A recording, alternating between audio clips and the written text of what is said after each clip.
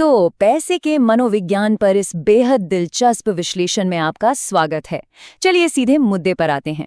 हम अक्सर सोचते हैं ना कि फाइनेंस या पैसा ये सब बस नंबर और गणित का खेल है, पर सच कहूं, ये असल में इंसानी बर्ताव और हमारी साइकोलॉजी का एक बहुत ही शानदार अध्ययन है। सोचिए, अगर पैसा सिर्फ गणित होता तो दुनिया के सारे वैज्ञानिक और गणितज्ञ ही सबसे अमीर होते, लेकिन ऐसा तो होता नहीं है। तो आज की ये पूरी चर्चा इसी बात पर है कि हम इंसान पैसे के साथ कैसा बर्ताव करते हैं और हमारी सोच हमारे बैंक बैलेंस को आखिर कैसे डिसाइड करती है। तो आज हम किन किन चीजों पर बात करेंगे। सबसे पहले पैसे का मानसिक खेल, फिर समझेंगे किस्मत, जोखिम और हमारी सीमाओं को। उसके बाद लंबी रेस के घोड़े कैसे बने, फिर अमीरी का जो भ्रम है उस पर से पर्दा उठाएंगे और आखिर में बात करेंगे कि सच्ची दौलत का असली मतलब क्या है। चलिए शुरू करते हैं पहले हिस्से से, पैसे का मानसिक खेल, तर्क बनाम भावनाएं। हम अक्सर मान लेते हैं कि जो लोग पैसे के मामले में खराब फैसले लेते हैं वो बेवकूफ़ होते हैं, लेकिन सच बताऊं, कोई भी इंसान पागल नहीं होता। हम सब अपने अपने लाइफ एक्सपीरियंस के हिसाब से फैसले लेते हैं। अब देखिए, एक तरफ है रैशनल होना, यानी एकदम किताबी और तार्किक होना, और दूसरी तरफ है रीजनेबल होना, यानी प्रैक्टिकल और समझदार होना। पेपर पर 100% रैशनल होना बहुत कूल लगता है, लेकिन जब असल में शेयर मार्केट अचानक गिरता है ना और हर तरफ पैनिक मचता है, तब ये सारा लॉजिक धरा का धरा रह जाता है। वहां काम आता है हमारा रीजनेबल माइंडसेट, जो भावनाओं को कंट्रोल करता है और हमें गेम में टिकाए रखता है। और यहीं से एक बहुत ही कमाल की बात निकल कर आती है।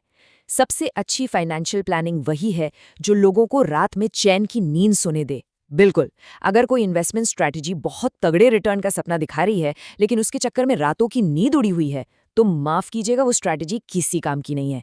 पैसे का असली काम जिंदगी से स्ट्रेस कम करना है, उसे बढ़ाना नहीं।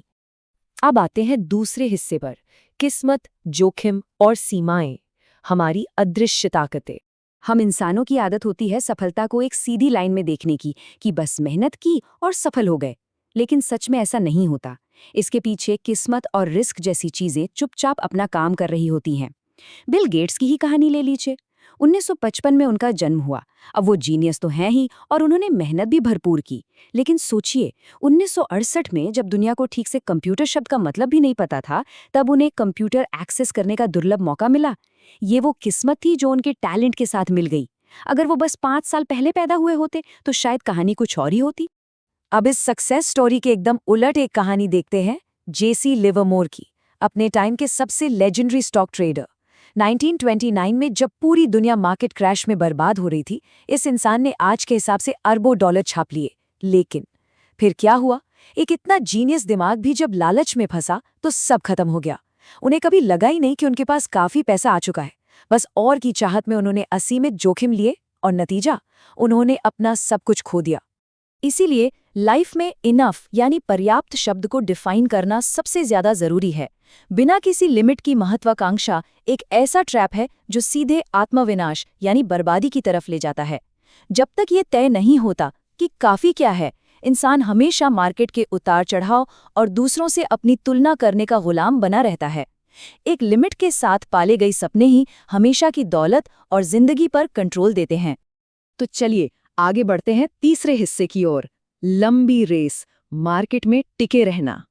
हम अक्सर दौलत कमाने को एक 100 मीटर की रेस समझ लेते हैं, जबकि असल में ये एक मैराथन है। वॉरेन बफे का ही उदाहरण देखिए, रोंगटे खड़े कर देने वाला सफर है ये। 30 की उम्र में उनके पास $1 मिलियन थे, 60 की उम्र में $3.8 बिलियन और 90 की उम्र आते आते ये आंकड़ा 100 बिलियन के पार चला गया। मतलब उनकी ज्यादातर दौलत उनकी जिंदगी के आखिरी सालों में बनी।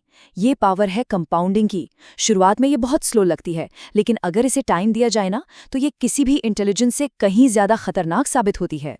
और यहाँ एक बहुत ही मजेदार विरोधाभास है। अमीर बनने के लिए थोड़ा अग्रेसिव होना पड़ता है, रिस्क लेना पड़ता है, खुद पर बहुत ज्यादा कॉन्फिडेंस रखना पड़ता है। लेकिन अमीर बने रहने के लिए, इसके लिए एकदम उल्टी सोच चाहिए। जो बर्ताव पैसा बनाता है, वही बर्ताव उसे डुबा भी सकता है। पैसा टिकाए रखने के लिए चाहिए थोड़ी सी विनम्रता, थोड़ा सा डर और सबसे अहम, गेम में टिके रहने की जिद। और गेम में टिके रहने के लिए बनाना पड़ता है अपना मार्जिन ऑफ सेफ्टी, यानी सुरक्षा का दायरा। कुछ बहुत ही प्रैक्टिकल कदम उठाने पड़ते हैं। जैसे अपनी इनकम का एक हिस्सा इमरजेंसी फंड में डालना, अपने लाइफस्टाइल को थोड़ा फ्लेक्सिबल रखना, और सबसे बड़ी बात ये मानना कि इतिहास कभी भी भविष्य की गारंटी नहीं देता। जो इतिहास में नहीं हुआ वो आगे हो सकता है। सच कहूं तो ये सब करना कोई बहुत ग्लैमरस काम नहीं है, लेकिन जब असल जिंदगी में बुरे वक्त का झटका लगता है ना, तो यही बोरिंग आदतें गेम से बाहर होने से बचा लेती हैं। अब बात करते हैं चौथे हिस्से की, अमीरी का भ्रम। हम असल में क्या देखते हैं? समाज में ना दौलत को लेकर एक बहुत बड़ी गलतफहमी है। हम जो देखते हैं उसे ही सच मान लेते हैं। इसे man in the car paradox कहते हैं। सोचिए, जब सड़क से कोई चमचमाती हुई करोड़ों की लग्जरी कार गुजरती है, तो क्या लोग कार चलाने वाले व्यक्ति का सम्मान कर रहे होते हैं? बिल्कुल नहीं। वे असल में उस इंसान को इग्नोर करके खुद को उस ड्राइविंग सीट पर इमेजिन कर रहे होते हैं। लोग अटेंशन पाने के लिए महंगी चीजें खरीदते हैं, लेकिन असलियत में लोगों की नजर उस इंसान पर नहीं, सिर्फ उस सामान पर होती है। और यहीं से ये आंखें खोल देने वाला सच बाहर आता है कि असली दौलत तो वो है जो कभी दिखाई ही नहीं देती। जी हाँ, जब कोई बहुत बड़ी गाड़ी या बहुत बड़ा घर खरीदता है, तो उसका सीधा सा मतलब क्या है? यही ना कि अब उसके पास पहले से उतने पैसे कम है।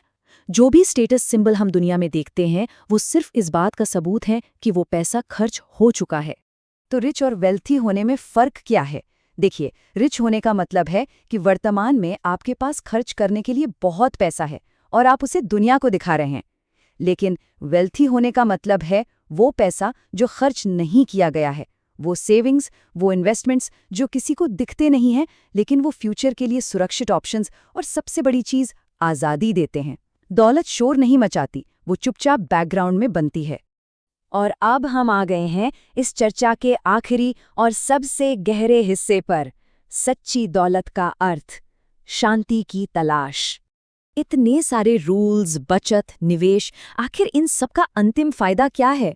पैसे का अल्टीमेट गोल क्या होना चाहिए? वो गोल है फ्रीडम, यानी आज़ादी। सुबह उठकर खुद से ये कह पाना कि आज मैं वो कर सकता हूं जो मेरा मन है। यकीन मानिए, पैसा जो सबसे तगड़ा और शानदार रिटर्न दे सकता है, वो कोई महंगी चीज नहीं है। वो है अपने वक्त पर आपका अपना कंट्रोल। ये वो खामोश आज़ादी है जो दुनिया की किसी भी लग्जरी से बहुत ऊपर है। एक लेवल तक पैसा खुशियां जरूर लाता है, ये बिल्कुल सच है, लेकिन जब हमारी चाहतों की कोई लिमिट नहीं रहती, तो वो असीमित इच्छाएं सिर्फ और सिर्फ स्ट्रेस लेकर आती हैं। जैसे जैसे इनकम बढ़ती है, वैसे वैसे हमारी उम्मीदें और सोसाइटी में एक्सेप्ट होने की भूख भी बढ़ने लगती है। ये एक ऐसा ट्रैप है जहां इंसान ज्यादा कमाकर भी अंतहीन दबाव में फंस जाता है। लाइफस्टाइल अपग्रेड करने के चक्कर में आज़ादी धीरे धीरे पीछे छूट जाती है। और पैसे की साइकोलॉजी में एक बहुत ही डीप और इमोशनल कॉन्सेप्ट आता है, सैड बिल्स या दुखद खर्चे। ये वो खर्चे हैं जो कोई अपनी मर्जी से नहीं करता। कोई अचानक आई मेडिकल इमरजेंसी या कोई बहुत बड़ी त्रासदी। फाइनेंशियल प्लानिंग सिर्फ अमीर दिखने के लिए नहीं होती, ये प्लानिंग होती है जिंदगी के उन सबसे अंधेरे और मुश्किल पलों के लिए जब हमें सहारे की सबसे ज्यादा जरूरत होती है।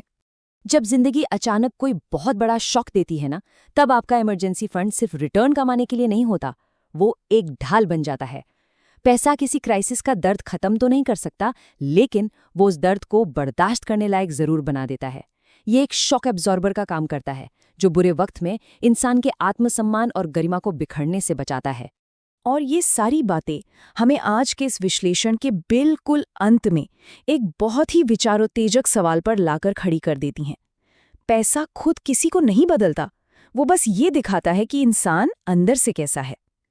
तो ये सवाल हमें खुद से गहराई से पूछना चाहिए, क्या हमारी वित्तीय आदतें हमारे लिए एक शांत और आज़ाद जिंदगी बना रही हैं, या फिर हम जाने अनजाने में अपने ही लिए स्ट्रेस का एक शोर मचाने वाला जाल बुन रहे हैं? क्योंकि दोस्तों, सच्ची दौलत का फैसला इसी एक बात से होता है,